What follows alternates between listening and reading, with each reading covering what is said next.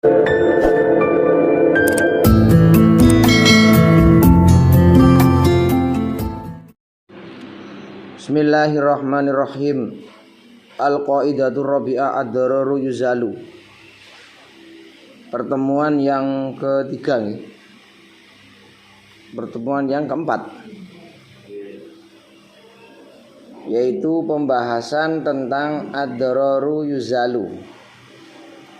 Doror madorot itu bisa dihilangkan. Wa asluha qaulun nabi la dororo wa la diroro hasbama qad istaqar. Kaidah yang keempat ini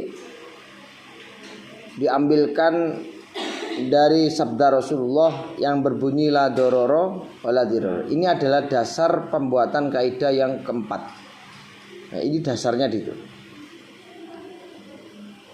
La dororo itu apa maknanya?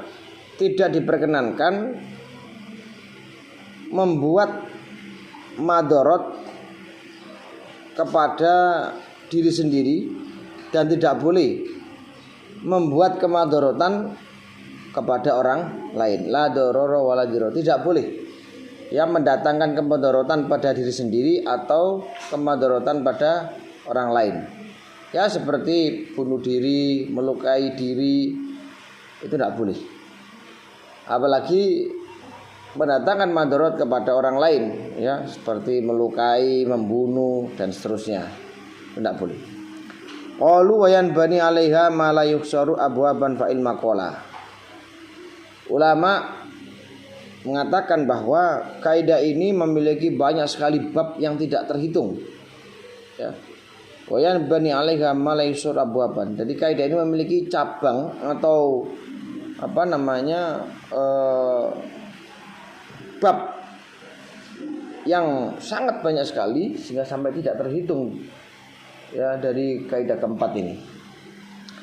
Summa biya qawaidun tak taliku kama hakal mualliful muhaqqiqu. Dalam kaidah yang keempat ini memiliki cabang kaidah ya yang sangat berhubungan dengan kaidah induk, yaitu ad-dararu yuzalu. Di antaranya cabang kaidah ini adalah ad-daruratu tubihul muqtadar bisyarti alladzi lahul asl tabar. Darurat itu ya, keadaan darurat itu adalah sesuatu yang dimana ketika itu tidak dipenuhi maka akan mengakibatkan kematian atau mendekati kematian. Itu darurat. Buluhu haddan illam ya'khudhu halakun aw qaribuhu. Yaitu suatu keadaan di mana ketika orang tersebut tidak mengambil sesuatu itu yang seharusnya tidak boleh, maka orang ini akan mati atau mendekati kematian. Itu berarti sudah mencapai taraf darurat. Ki ora oleh apa-apa dianggap muni darurat iki. Gak apa-apa. Darurat iki definisine apa kok iso muni darurat iki? Anda kefefet yang belum sampai pada taraf buluhu haddan ya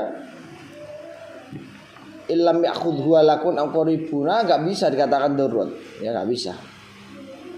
Nah, di dalam masalah darurat ini tidak boleh orang itu mengambil sesuatu yang seharusnya dilarang itu dengan kadar yang lebih dari hajat. Ini tidak boleh. Ya, contoh yang umum saja. Ya, sekiranya orang itu tidak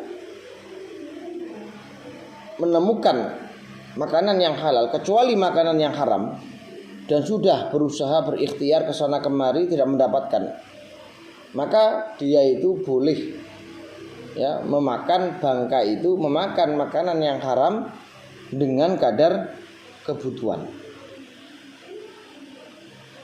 Terus kemarin ada yang tanya bagaimana hukum menyimpan makanan itu, hukum menyimpan makanan tersebut. Misalkan nemu ulo, otomatis kan nggak mungkin mangan ulo entek sandekan ulo anaconda lho. Lah nggak mungkin toh. Wong jenenge kadar kebutuhan kok mangane sak kadar kebutuhan. Lah bagaimana nanti umpama sebagian itu disimpan digawe perbekalan, ya tidak masalah. Yang penting nanti ketika menemukan makanan yang halal ya dibuang. Itu kan jogo-jogo. Ternyata di perjalanan ke sana itu tetap tidak ada, maka itu boleh makan. Atau bagaimana hukum makan dengan kadar yang lebih dari kebutuhan? Dalam kitab Fawaidul Janiyah itu disampaikan boleh orang itu makan makanan yang lebih dari hajat dengan adanya keyakinan. Ingat, adanya keyakinan perjalanan ini masih panjang dan dia yakin tidak ada makanan yang halal. Yakin loh nggih. Bukan hanya sekedar waham, punya sekedar dzon. Tapi yakin kalau perjalanan ini masih panjang dan sulit untuk mencari makanan yang halal. Nah, masih ada kaid-kaid seperti itu. Wa ma ubiha lid-darari qudir bi qadriha hatman ka akil mutadir. Jadi kalau memang sudah dalam keadaan darurat, kalau dia enggak makan mati, maka wajib makan. Wajib loh, Pak. Ini sudah bilang hatman. Bukan jais lagi, tapi hatman. Jika kamu tidak makan, maka dosa. Kalau kamu sudah tahu kalau enggak makan mati, terus kamu enggak tetap makan mati, itu salam sendiri. Itu berarti masuk dalam hadis la dororo wala diroro. Berarti Anda ini mendatangkan kemudaratan pada diri sendiri. Wong sudah tahu aturannya. Kalau dalam keadaan kefefet itu enggak masalah. Itu loh nggih. Lakinnau kharaja an daswaru minhal araya wal li'an yuzkaru. Tetapi dalam kaidah ini ada dua beberapa pengecualian. Ya, tentang masalah jual beli aroya dan sumbalian. Nah, yang pertama tadi disampaikan bahwa boleh orang itu memakan makanan yang dilarang ketika dalam keadaan darurat. Wal murad alla yunazzilaha manzilatal mubahat. Ingat, kebolehan makan sesuatu yang haram dalam keadaan darurat itu tidak bisa menempati hukumnya makanan yang halal secara asalnya. Saya ulangi, hukum boleh makan, hukum diperbolehkan makan makanan yang haram dalam keadaan darurat itu tidak bisa menempati makanan yang halal secara asalnya. Paham ya? Wal murad alla yunazzilaha manzilatal mubahat. Maksudnya bagaimana? Kalau makanan itu hukum asalnya halal, maka dia makan sampai kenyang pun boleh. Sampai kenyang pun tidak masalah. Tapi kalau mubahat, sesuatu yang diperbolehkan karena adanya sesuatu yang mendesak, yang seharusnya itu haram, maka dia itu makannya nggak boleh sampai kenyang, hanya sampai kadar kebutuhan. Maksudnya kadar janggel nutok wis. Pokoke nyambung ruh mawon. Famin furu'iha jaza aklul maitah indal mahmasah. Nah ini, boleh memakan bangkai ketika dalam keadaan sangat lapar. Wa isaghatil luqmah bil khamri. Mendorong makanan yang tersendat di tenggorokan dengan air alkohol atau dengan khamr, karena sudah tidak ada lagi yang ada di dekatnya. Kalau dia mau ke sana bisa, tapi selak mati. Karena sudah benar-benar berhenti dan bukan terdesak, dia itu sudah berhenti, nggak bisa masuk makanan ini. Maka yang ada itu hanya khamr. Maka silakan itu untuk sekedar menggelondorkan makanan ke dalam. Tapi orang kalau glek-glek gak oleh. Sekali glek kalau sudah masuk udah nggak boleh kok. Loh enak itu Pak khamr. Diteguk 1, 2, 3 loh enak terus no. Ya mendem gue sih. Ya, karena apa? Sesuatu yang sudah dihukumi kullu muskirin fawa khamrun gitu. Setiap yang memakan itu dikatakan khamr. Wa kullu khamrin haramun. Itu sudah menjadi kemutlakan, sedikit banyak hukumnya haram. Ora kok kowe ngombe sithik ora haram ora dosa. Ora haram, yo tetep haram. Nah, kadang-kadang wong sing wis biasane ngombe iku sak botole ora mendem kok. Wis saking geleke. Wa talafud bila walat wa talafudzi bi kalimatil kufri lil ikrah. mengucapkan atau mentalafutkan kalimat yang bisa mengkafirkan itu boleh jika dalam keadaan terpaksa, li ikrah, karena dipaksa. Dan dipaksa ini ada apa? Ada korinahnya apa? Dia sudah dihunuskan pedang. Kalau kamu tidak mengatakan kafir, kalau kamu tidak bersujud di hadapan berhala, akan aku penggal kepalamu. Ini sudah ada ini. Ini kalau dia nggak mau, del. Maka talafut bil kufri itu hukumnya boleh, tetapi itikad kita tetap kepada Allah. Fa innahu yubihul kufra lazina wal qatla. Maka di sini bikhila fil mukra alal qatli waz zina. Lain halnya dengan orang yang dipaksa membunuh dan berzina. Dipaksa zina ku piye gambarane? Dipaksa zina, kowe lek gak gelem zina, tak pateni saiki. Awalnya tak kepaksa, dadak nang tengah dalan enak rasane. Lah itu bagaimana itu? Ya. Maka fala yubahu wahidun minhuma lima fihima minal mafsada allati tuqabilu khifdza mahjadil makrah. Orang seperti itu yang dipaksa untuk zina, yang dipaksa untuk membunuh, itu konsekuensinya dia harus dibunuh juga. Walaupun dalam keadaan terpaksa. Ki sapa sing ngongkon? Kalau dipaksa, tetep kowe iki kena imbas. Makanya di situ allati tuqabilu khifdza mahjadil mukrah. Kayak padha ae masih dalam keadaan terpaksa, tetep konsekuensinya harus dibunuh dan dirajam. Paham nggih? Enggak bisa ditawar, sehingga ini walaupun dalam keadaan ikrah, maka jangan sekali-kali mau untuk melakukan. Karena ini konsekuensinya sama, kamu harus dibunuh atau harus dirajam. Ka'akil mutor al-maita fa innahu la ya'kul illa biqadri hajati. Tadi tidak boleh makan kecuali dengan kadar kebutuhan. Wa ma law fasada asrabiyun imra'atan wajaba antastura jami'a sa'idiha wala yakshifu wala yakshafu kairu wala yakshifa atau finani astastura illa malabudda minhu lil fasti. Ana wong nyantuk wong wedok fastun, nyantuk iku bekam. Ana wong lanang liya bekam ning ngene wong wedok sing duduk mahrome. Maka wajib perempuan ini menutup seluruh kentole, menutup seluruh kakinya, dan tidak boleh buka kecuali sesuatu yang dibutuhkan untuk dibekam. Nah, contoh dokter saja. Dokter itu kalau memang butuhnya itu nyuntik bokong, ya udah bokongnya saiki dibuka ngono ae. Ora usah kate dipelorot, maru dibuka dhuwure. Lah apa ngono?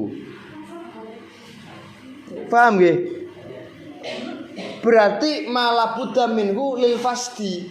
Ya cukup kebutuhan yang ditangani oleh dokter. Enek wong katene sesar, berarti kan sing dicepot ngisore tok kan. Ora usah kate dhuwure barang, lapo dhuwure wong dhuwure ora dibutuhno. Bote mak gawe delok-delokan tok to. Wah, ora oleh. Iku namanya apa? Boleh melakukan seperti itu, melihat sesuatu yang diharamkan, tetapi karena kalan darurat maka boleh dengan kadar kebutuhan. Seperti itu. Enek wong meteng misalkan, itu pun harus ada aturannya. Lek kowe kate nglahirno kudu nangone bidan. Lek bidan wis gak sanggup nangone dokter wedok. Saiki akeh lho dokter kandungan wedok iku. Paham nggih? Iku aturane ngoten, lek sampean kok langsung nangone dokter lanang, iku menyalahi aturan. Menyalahi aturan karena masih ada dokter perempuan. Kalau dokter perempuan sudah angkat tangan, maka silakan ke dokter laki-laki. Apa kaya mentolo barangmu mok delokno wong lanang gitu. Atau memang dianggap lebih profesional ya toh, atau lebih ahli, itu silakan. Itu lebih ahli silakan. Tapi aturannya selama ada dokter perempuan, mengapa tidak di situ? Kan sama-sama jenisnya. Minha al-araya fa innaha ubihat lil fuqara tsumma jazat lil aghniya. Jual beli araya itu adalah diperbolehkan untuk orang-orang fakir, ya. Apa sih araya itu? Araya itu jual beli kurma basah dibeli dengan kurma garing, kurma kering. Ini sebenarnya tidak boleh. Yang diperbolehkan hanya kepada orang fakir karena dia sangat butuh. ya kemudian diperbolehkan untuk orang kaya. Lah karena apa? Di sini karena adanya hajat yang sudah umum. Sehingga yang asalnya tidak boleh itu diperbolehkan. Kemudian walian, lian tahu lian. Sumpah lian itu apa? Sumpah yang apa? Yang menuduh, ya, menuduh istrinya melakukan zina dan menafikan anak yang ada dalam kandungan atau anak yang sudah lahir. Juwiza haitsu ta'assara iqamatul bayyinah ala zinaha thumma jaza haitsu yumkinu wa asluhu la yajuzu ma'al bayyinah thumma jaza ma'aha. Sumpah li'an itu diperbolehkan sekiranya dalam kondisi tidak bisa atau sulit mendirikan atau mendatangkan saksi atas perzinahan dia, maka solusinya harus sumpah li'an. Sumpah li'an itu yo sing enek 5 iku lho Mas. Papat terus yang terakhir alayya laknatullah itu ya. Saya layak mendapatkan laknat Allah jika termasuk atau benar-benar orang yang berdusta. Kan begitu. Ya. Itu karena apa? Karena sulitnya mendatangkan saksi zina. Sehingga diperbolehkan sumpah li'an. Aslinya gak oleh. Ya karena kebutuhan dan tidak bisa mendirikan atau mendatangkan saksi maka boleh. Summa jaza haitsu yumkin. Wa asluhu asalnya la yajuzu al bayyinah. Sebenarnya enggak boleh bersamaan dengan saksi. Ternyata setelah itu summa jaza maha. Akhirnya diperbolehkan bersamaan dengan saksi. Nah, itu sebuah pengecualian. Faidatun sumal maradu biuna tu'addu khamsatan kama qad zukina, sebagaimana yang disampaikan oleh pemateri tadi ya, dalam makalah pun juga ditulis ada 5 ya masalah masalah keruksuan atau keringanan ya. Faktor yang bisa mendatangkan keringanan. Yang pertama adalah karena unsur darurat, karena ada unsur hajat, ada karena unsur zina, gitu. Ada karena unsur apa? Fudul. Apa fudul itu? Fudul itu apa? Leluyan. Ya, kemudian manfaat, karena ada manfaat. Wa kullu ma jaza li udhrin batala inda zalawi kama ta'asala. Setiap perkara yang boleh karena ada udzur, maka nanti batal ketika udzurnya sudah hilang. Contoh, mangan batang itu enggak apa-apa karena ada udzur. Sudah tidak ada makanan halal lagi. Tapi kalau sudah hilang udzur itu karena ada makanan yang halal, maka enggak boleh dia. Itu maksudnya wa kullu ma jaza li udhrin batala inda zalawi inda zawali hasbama ta'as kama ta'asala. Wa udda min tilkal qawaidid darar ala dawami la yazalu bid darar. Termasuk dalam termasuk dalam kaidah-kaidah 4 ini ya, termasuk dianggap kaidah keempat adalah ad-dararu ala dawami la yazalu bid darar. Kemadharatan itu selamanya tidak boleh dihilangkan dengan mendatangkan kemadharatan baru.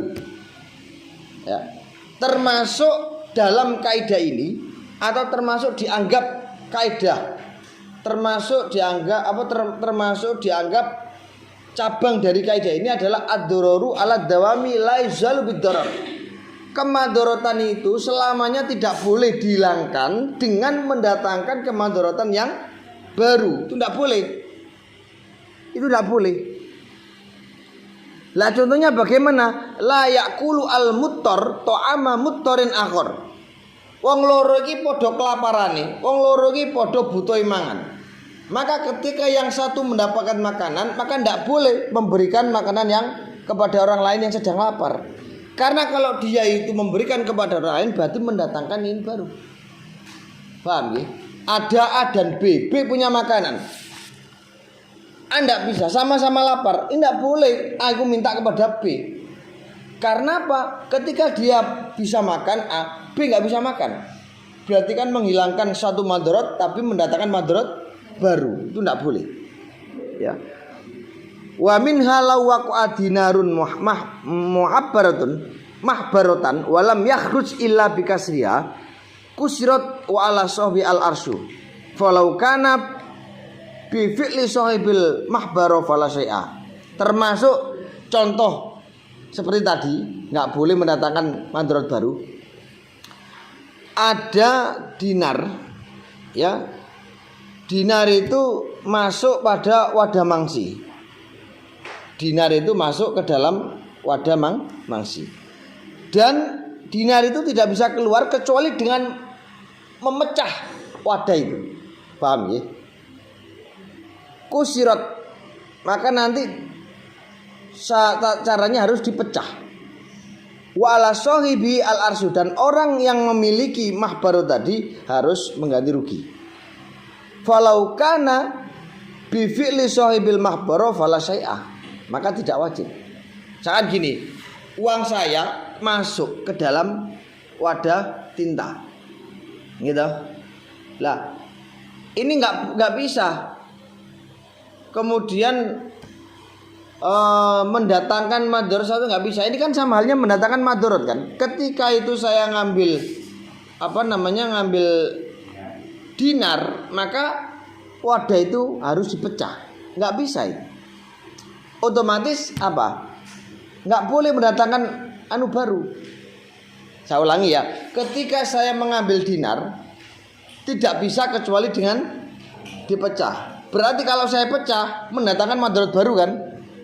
Karena dia nggak bisa diambil kecuali dipecah, maka harus dipecah. Tetapi wajib memberikan ganti rugi kepada orang yang memiliki tinta. Paham ya?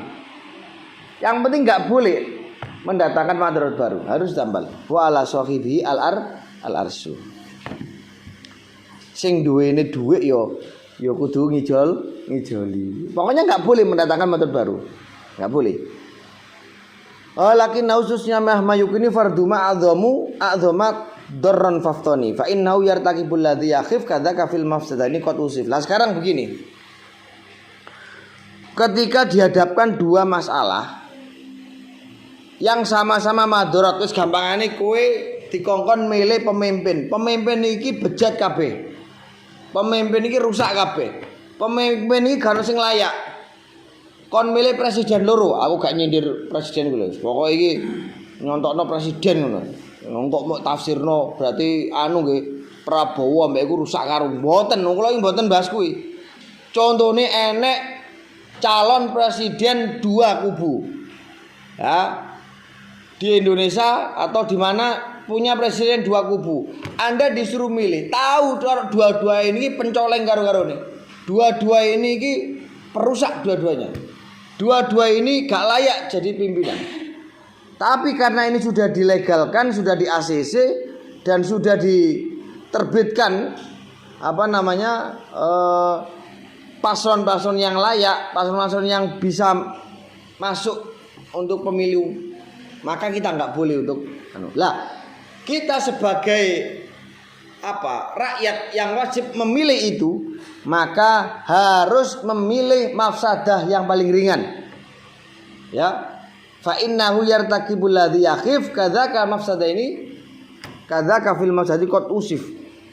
Jadi alladzi yakhif itu diambil mafsadah yang paling ringan. Pamane si A iku rekor korupsine iso 3 M. Sing situ track record riwayate korupsi nggur 300 juta. Pilih sing 300 juta. Nah, daripada sing nyolong 2 M. Iku masa delur gede. Jadi potensi nyolongnya luwe gede, besar. Nah, contoh begini. Law wajada al-muttar maitatan wa ta'ama ghaibin fal asah annahu ya'kulu al-maitah li anna mubahatun bin nas wa ta'amul ghair wa ta'amal ghair bil istiyad, karena maftuf dengan tadi ya. Enek wong nemu bantang karo panganan wong liya. Tak contoh ini.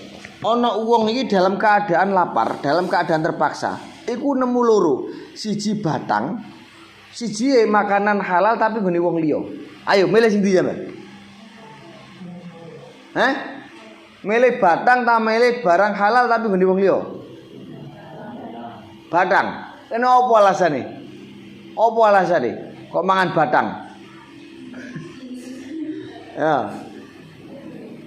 Ini memang betul jawabannya, itu adalah mafsadah yang paling ringan. Kenapa? Li'annaha mubahatun binas. Karena yang namanya bangkai, kalau itu ditemukan dalam keadaan terdesak atau dalam keadaan darurat, maka mubahatun binas, itu diperbolehkan secara nas. Tapi kalau menemukan to'amal ghair, menemukan makanan yang goib, makanan yang tidak dimiliki oleh orang, maksudnya makanan yang bengbletak itu, maka ini bil istihad, ijtihad dhisik. Oleh diolehno mangan pangan sing halal tapi nguni wong liya kan istihad dulu kan. Woro-woro dhisik. Lah rek woro-woro dhisik kesuwen selamate.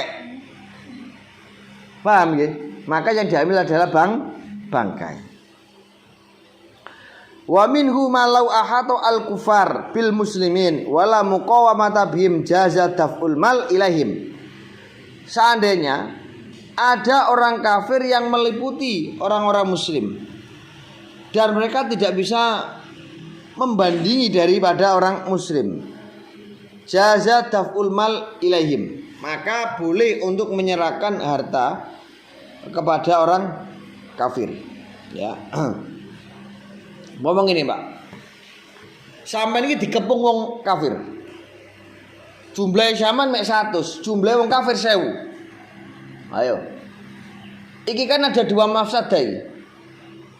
Kowe lek maju perang mesti akeh kalai. Cara hitung-hitungan akal kalah. Lah kowe orang nggawa napa jenenge senjata, kudu senjatae bedil karo pedang, ya buyar kowe.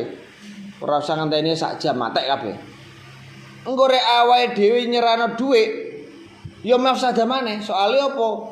Kita enggak punya bekal. Maka salah satu caranya yang dipilih adalah menyerahkan harta daripada menyerahkan nyawa. Oh, ngoten nggih. Paham nggih? Niku. Terus ana maneh ketika ada orang menemukan batangi menungso. Menemukan batangi menungso atau makan. Nah, ini sampean dalam keadaan terdesak, wis gak ono panganan hal maneh, onoe batangi menungso. Kan ini juga dihadapkan dua mafsadah. Lek kue mau pangan, itu berarti menghilangkan kehormatan mayit. Lek kue gak mau pangan, matek kue. Maka mafsadah yang paling ringan adalah makan bangkai itu.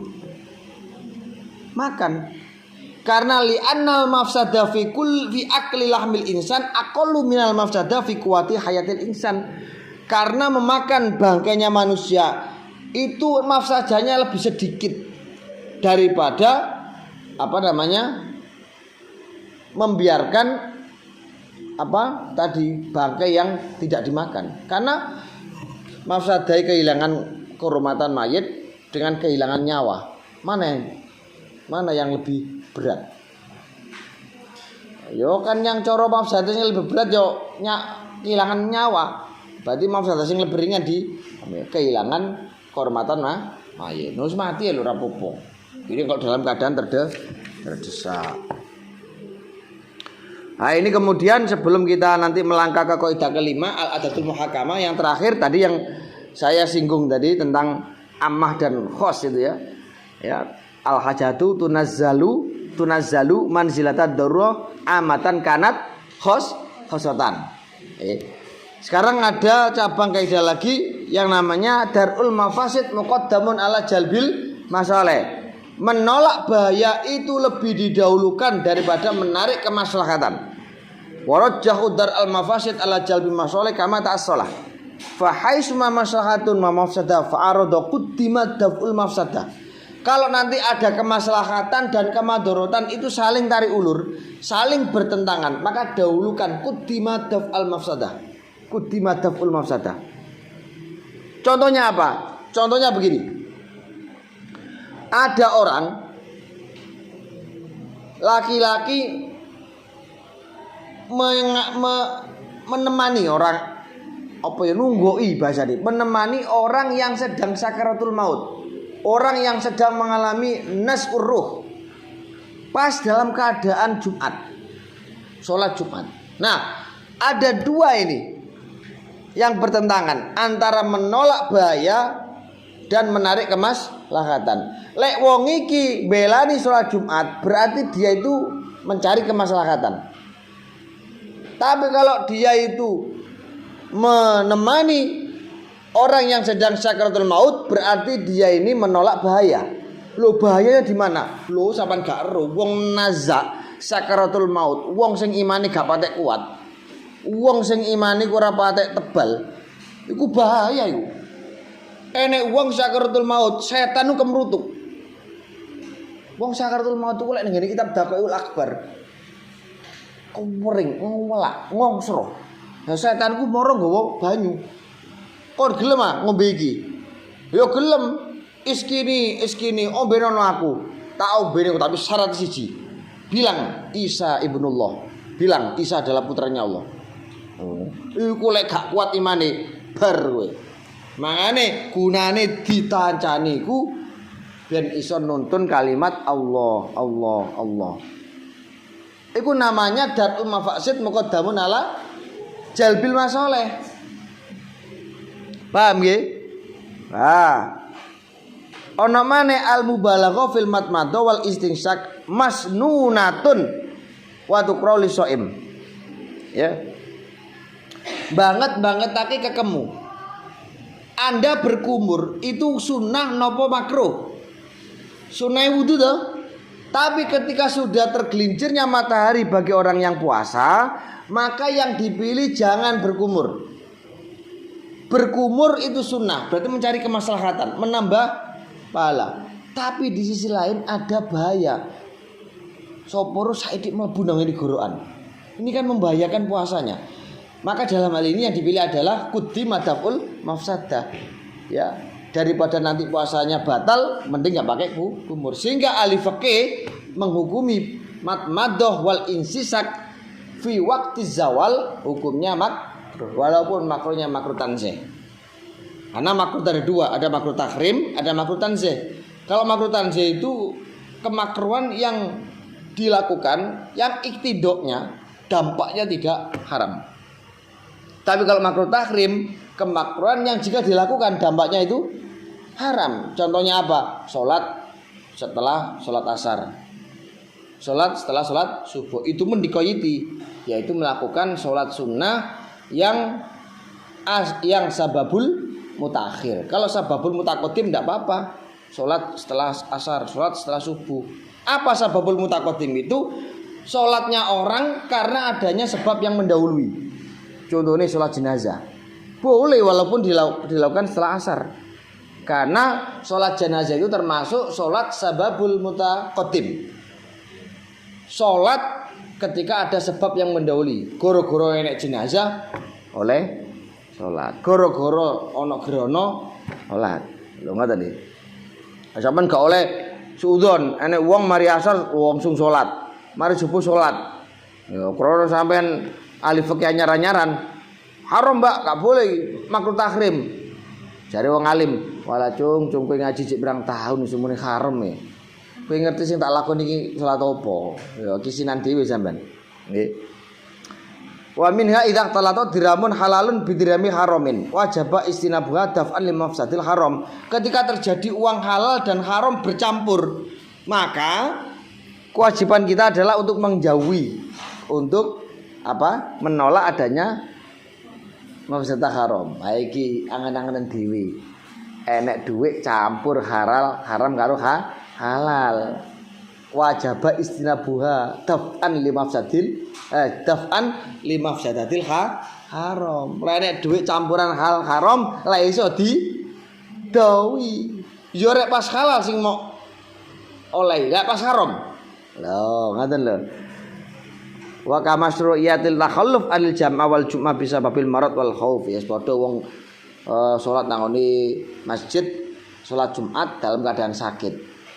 Ya, kowe salat ya oleh ganjaran, oleh maslahat. Tapi kowe lek moro budal nang masjid, kowe tambah loro. Ya tambah parah. Ya makanya perlu. Tadi la farqa anta umma au takhussa indahum kama alaihi nasso. Baik itu nanti hajatnya umum atau hajatnya khusus. Lah contoh hajatnya umum itu apa? Al hiwalah cuwizat ala khilafil qiyas lima fiha min ba'iddin biddi ba'iddain biddain li umumil hajat ila dzalika. Ini namanya hajat yang umum. Yaitu tentang akad khiwala. Tahu khiwala sampean? Khiwala itu diperbolehkan atas menentang aturan kias. Ya, dasarnya menentang aturan kias. Ya. Yaitu menjual hutang dengan dibeli hutang. Pelakunya 3 orang. Tapi hutangnya harus sama. Kowe ditagih. Endi utangmu nang aku? Lah sampean yo diutang nang ngene C. Makane sampean ngeligerno sampean jaluk nang ngene C. Aku diutang, tapi cek kudu dikandani dhisik. Enggak boleh, enggak ada persetujuan, harus mendapat izin. Nah, itu jenenge akad khiwala, namanya hajat yang am. Atau hajat yang khusus, minha tadbibul ina ay bil fiddah lil hajat. Walubsul harir li hajatin taf'il kumal, li hajat taf'il umal. Ini adalah hajat yang umum, hajat enggak sembarang orang. Ya, seperti apa? Nambal wadah dengan perak untuk hajat, atau memakai sutra dengan alasan untuk menolak tumo.